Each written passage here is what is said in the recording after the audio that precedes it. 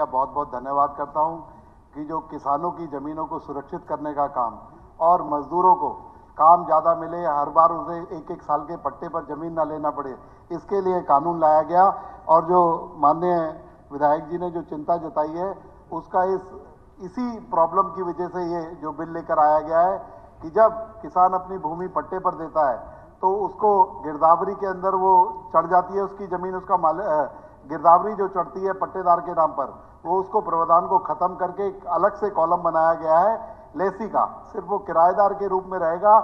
1 साल के लिए दे, 2 साल के लिए दिए, 5 साल के लिए दिए, कभी भी उसकी गिरदावरी में, उसके कॉलम में उसका जो किराएदार है उसका नाम दर्ज नहीं होगा। और चाहे 20 साल के लिए दे, कोई भी कानून उस पर लागू नहीं होगा कि ये ज़मीन हमारी 20 साल के लिए दे गए, अन्य कोई भी कानून लागू नहीं होगा, सिर्फ लेसी कानून उस पर लागू होगा। इसको बहुत सरल बनाने के लिए कि किसान अपनी ज़मीन हर साल उसे लंबे पट्टे पर दे सके।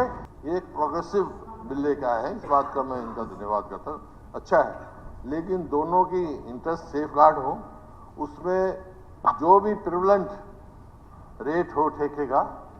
मिनिमम, जैसे आप जमीन की कर देते हो कलेक्टर रेट फिक्स करते हो, इस तरह उनका कलेक्टर रेट फिक्स होना चाहिए ताकि किसी के साथ धोखा ना हो, ना किसान को ना मजदूर को। ये मिनिमम एरिया वाइज जो है, आप जैसे हमने पूरे जमीन का था,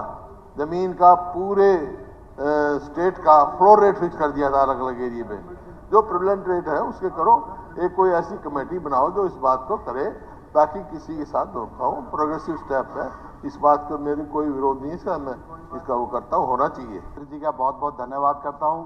कि जो किसानों की ज़मीनों को सुरक्षित करने का काम और मजदूरों को काम ज़्यादा मिले, हर बार उसे एक एक साल के पट्टे पर ज़मीन ना लेना पड़े, इसके लिए कानून लाया गया। और जो माननीय विधायक जी ने जो चिंता जताई है, उसका